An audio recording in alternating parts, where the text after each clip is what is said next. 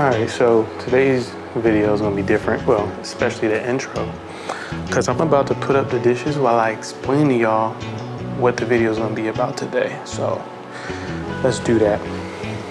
I'm on dish duty today.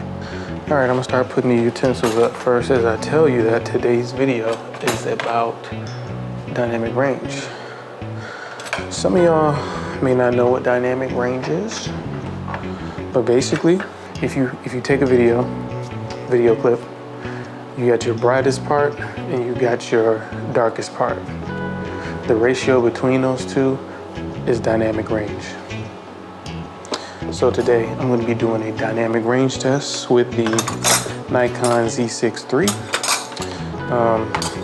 A lot of people have been talking about the dynamic range and that it's not that good, but I think as long as you have anywhere between 12, really 11 to 15 stops, you have enough. It's really up to you to expose properly or know when not to shoot a certain scene, because all cameras are not created equal.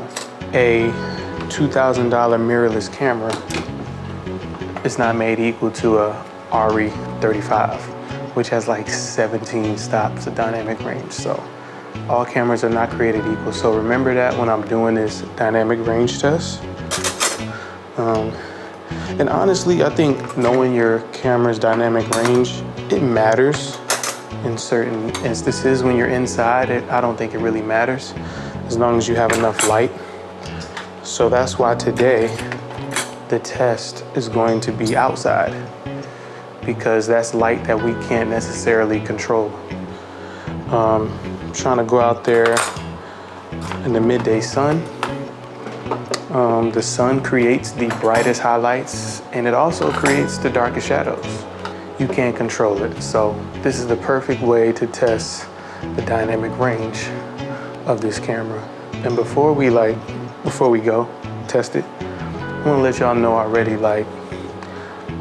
I'm already impressed by the dynamic range just because of the camera I had before, which was the Z6, the original. So I'm not complaining. Y'all can complain in the comments all you want about the camera's dynamic range, but you never know how good it is until you actually use it. And once you know your camera's dynamic range, then you can make informed decisions about, should we shoot here? Should we shoot there? Should we shoot at this time? Should we shoot at this time? It's gonna make it a lot easier when you know what your camera could do. So that's why I'm doing this dynamic range test. So I will know how capable this camera is of exposing in dynamic settings that may not be able to be controlled. So y'all stick around with me. This video is not gonna be that long. And yeah, hope you guys enjoy the video.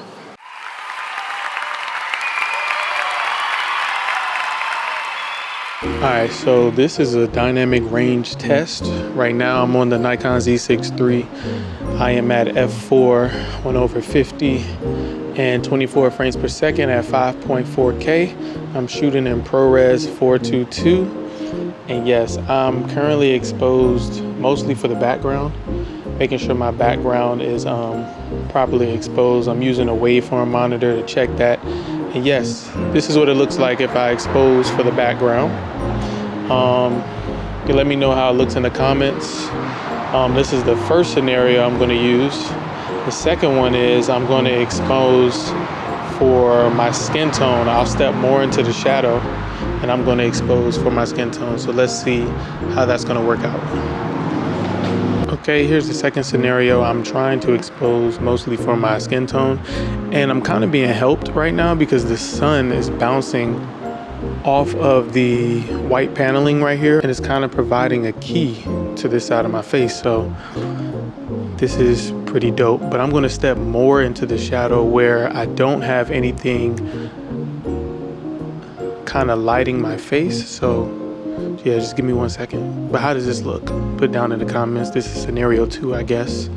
But yeah, let's see scenario 3. All right, so this is more of a high dynamic range scene.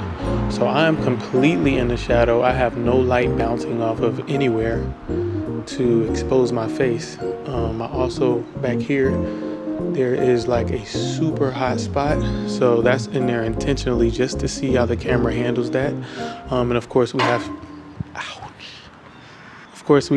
the sky back there to add that into play. So we have like a mixture of super exposed highlights, midtones with the sky and the brick back there, and then shadow with my face. So this is probably the perfect scenario to see how great the camera's dynamic range is. So y'all let me know how this looks, and if you think the Nikon Z6 III has a pretty good dynamic range. They say it's like 11 to 14 stops, but I don't think that matters as long as you are exposing correctly. In the comments, let me know what you think.